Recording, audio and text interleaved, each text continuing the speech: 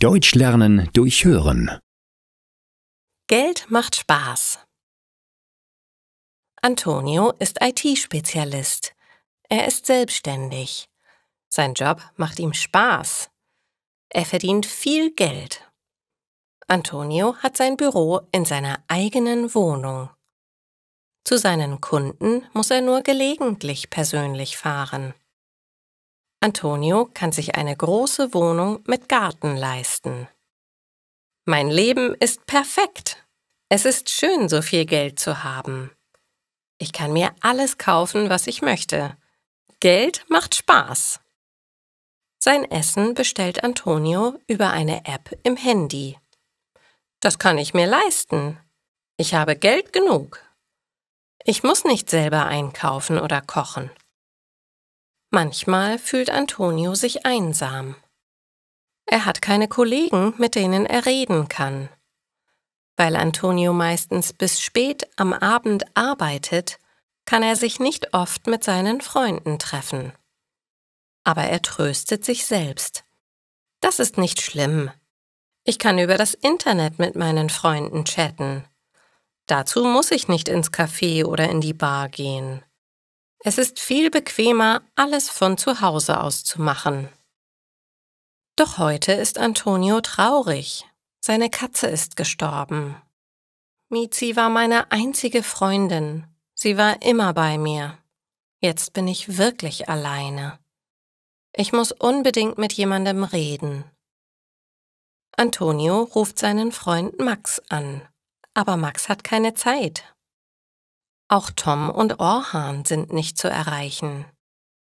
Das habe ich jetzt davon. Ich habe meine Freunde vernachlässigt. Nun habe ich niemanden, der mich aufmuntert. Ich habe immer nur nach dem Geld geschaut. Das war falsch. Ich muss etwas ändern. Antonio weiß, dass sich seine Freunde immer zum Dartspielen in einer Bar treffen. Heute Abend werde ich nicht arbeiten. Ich werde sie in der Bar überraschen. Vielleicht habe ich das Spielen noch nicht ganz verlernt.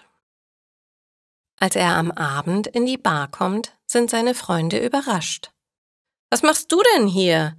Schön, dass du endlich mal wieder bei uns bist. Komm, wir haben gerade angefangen zu spielen. Mach mit!« Antonio wird mit offenen Armen empfangen. Er freut sich. »Ich komme jetzt wieder öfter. Geld macht zwar Spaß, aber es ersetzt keine Freundschaften.«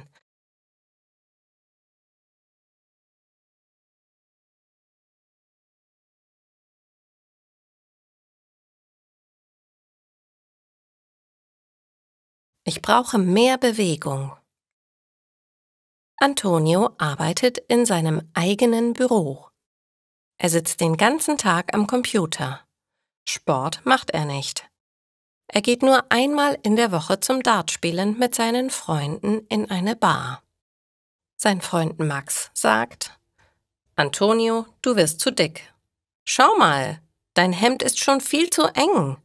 Du musst entweder neue Kleidung kaufen oder du musst dich mehr bewegen.« Antonio schaut an sich herunter. »Du hast recht, Max. Mein Bauch ist viel zu dick. Ich kann kaum noch meine Schuhe sehen. Ich brauche mehr Bewegung.« Antonio überlegt, welcher Sport ihm Spaß machen würde. Ich könnte mit dem Joggen anfangen, aber hier in der Stadt ist das nicht schön. Ich müsste immer erst mit dem Auto in den Wald fahren. Das ist mir zu umständlich. Fitness ist mir zu langweilig. Radfahren ist zu gefährlich. Ich habe eine Idee. Antonio bestellt sich im Internet einen Heimtrainer. Das ist eine Art Fahrrad, aber ohne Räder. Man kann einstellen, wie schwer sich die Pedale treten lassen.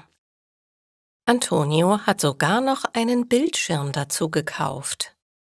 Hier kann er sich während des Radelns Filme von Landschaften anschauen. Heute möchte Antonio durch den Schwarzwald fahren. Er wählt die Datei aus und schon radelt er durch virtuelle Täler und Berge. Ach, ist das schön! Über Kopfhörer kann Antonio sogar die passenden Geräusche oder Musik hören. Er wählt Vogelzwitschern aus. Ganz entspannt lauscht er den Geräuschen und tritt in die Pedale. Draußen regnet es, aber Antonio kann in seinem Wohnzimmer ganz gemütlich eine Radtour machen. Das Einzige, was fehlt, ist die frische Waldluft, denkt Antonio. Aber auch hierzu hat er eine Idee. Er wird sich morgen ein Raumspray mit Tannenduft kaufen. Und natürlich eine Waage.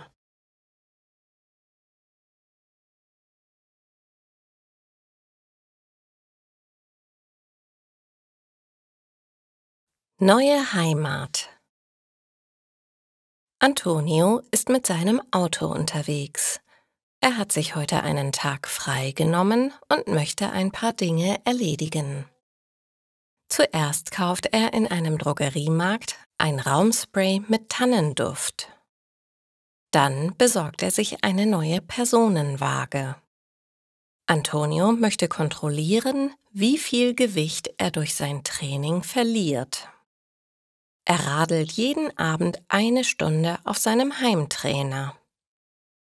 Das Raumspray soll ihm dabei die Illusion frischer Waldluft verschaffen.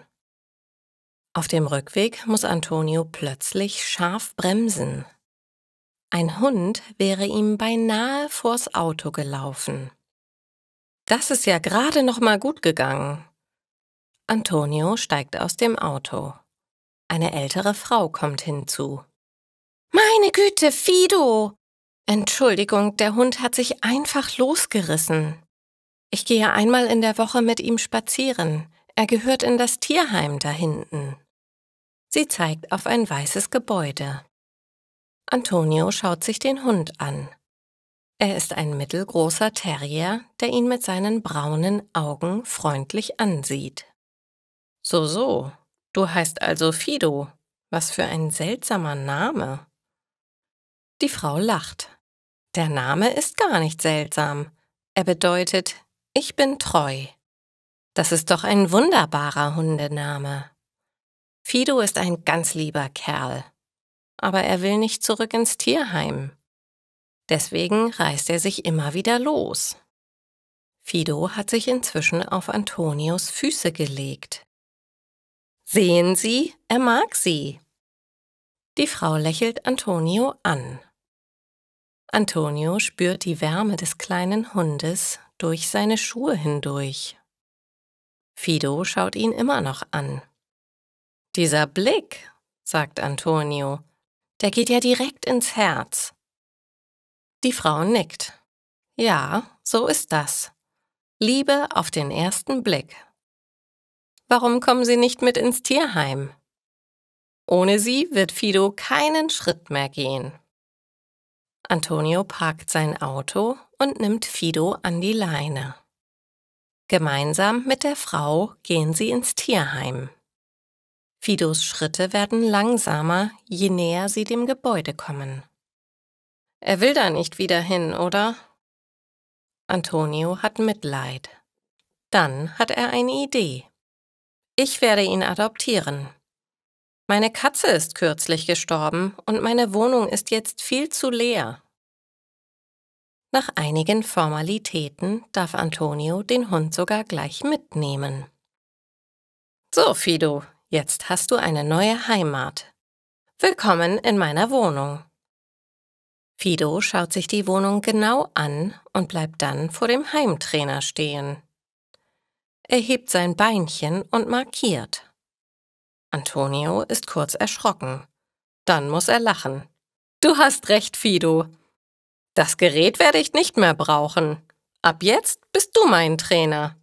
Wir werden jeden Tag ein paar Runden spazieren laufen. Den Heimtrainer werde ich wieder verkaufen.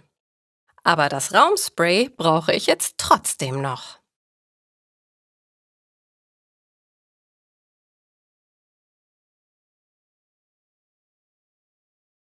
Sport macht Spaß. Antonio hat seit kurzem einen Hund. Er heißt Fido und sorgt für gute Laune und Bewegung. Der Hund ist das Beste, das mir passieren konnte. Ich habe schon 4 Kilo abgenommen. Und meine Kondition ist auch viel besser geworden. Endlich macht mir Sport wieder Spaß. Fido und Antonio gehen im Park spazieren. Es ist ein schöner Frühlingsnachmittag. Die Sonne scheint. Die Bäume haben ihre ersten zarten Blätter.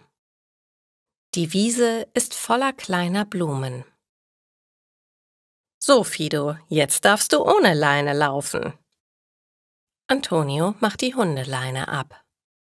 Fido springt fröhlich auf der Wiese umher. Plötzlich ruft jemand: »Halt! Luna, bleib stehen! Komm zurück!« Antonio dreht sich um. Eine junge Frau läuft über die Wiese und versucht, ihren Hund einzufangen. Das gelingt ihr natürlich nicht. Der Hund ist schneller. Er kommt direkt auf Antonio zu. Der zögert nicht lange. Er tritt auf die lange Leine, die an dem Geschirr des Hundes befestigt ist. »Ich habe ihn!« Er winkt der jungen Frau zu. Mittlerweile ist auch Fido aufmerksam geworden. Er schnuppert interessiert an dem anderen Hund. »Tausend Dank! Ich hatte nur einen Moment auf mein Handy geschaut. Da war Luna schon weg.« Antonio lacht. »Ja, man muss immer aufpassen.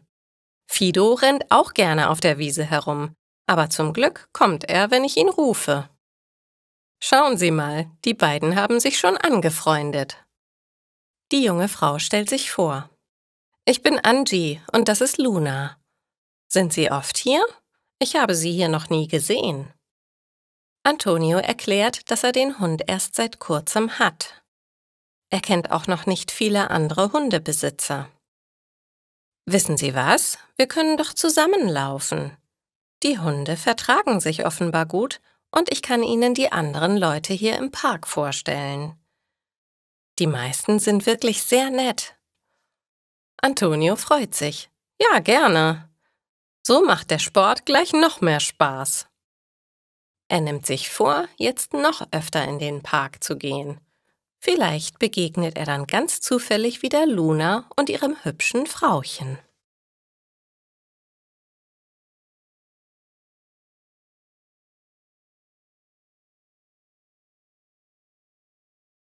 Schwimmende Städte.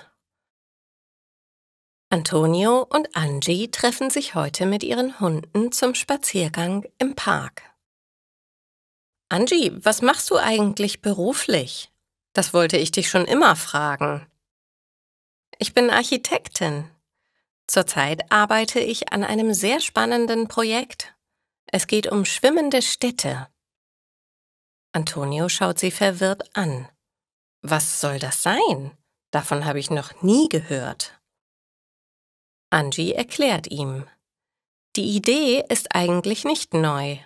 Schon vor mehreren 100 Jahren gab es in Peru schwimmende Städte. Man hat sie auf dem Titicacasee gebaut. Durch den Klimawandel erhöht sich jetzt der Meeresspiegel. Viele Städte an den Küsten leiden unter Überschwemmungen. Man möchte aber keine höheren Deiche bauen. Das wäre nämlich nur eine Lösung für den Übergang. Also überlegt man, wie Menschen auf dem Wasser leben können. Man braucht spezielles Material. Beton und Styropor werden in Schichten verarbeitet. Aber das geht alles viel zu weit. Es ist kompliziert zu erklären. Jedenfalls wird überall auf der Welt an Ideen gearbeitet. Ich war neulich auf den Malediven. Dort gibt es schon schwimmende Städte. Antonio staunt. Das hört sich spannend an. Aber wie ernähren sich die Leute? Kühe und Schweine werden sie dort sicher nicht halten. Nein, man plant überwiegend pflanzliche Ernährung. Und natürlich Fische, Muscheln und so weiter. Allerdings gibt es in Rotterdam bereits einen schwimmenden Kuhstall. Das ist aber keine gute Idee. Für Fleisch und Milch werden viel zu viele Ressourcen verbraucht. Pflanzenkost ist umweltschonender. Antonio überlegt. Ich finde das eine gute Idee. Es wäre zwar sinnvoller, den Klimaschutz weiter auszubauen, aber als Alternative sind schwimmende Städte sicher gut. Nur, wo sollen wir dann mit unseren Hunden spazieren gehen? Angie lacht. Menschen lieben ihre Hunde. Ich bin sicher, es wird auch dafür eine Lösung geben. Antonio lacht mit. Außerdem werden nicht alle Leute auf dem Wasser leben wollen. Ein paar bleiben bestimmt auf dem Land. Ich jedenfalls werde meinem Fido nicht das Schwimmen beibringen. Lass uns mal um die Wette laufen. Da hinten ist ein Kiosk. Ich spendiere uns ein Eis.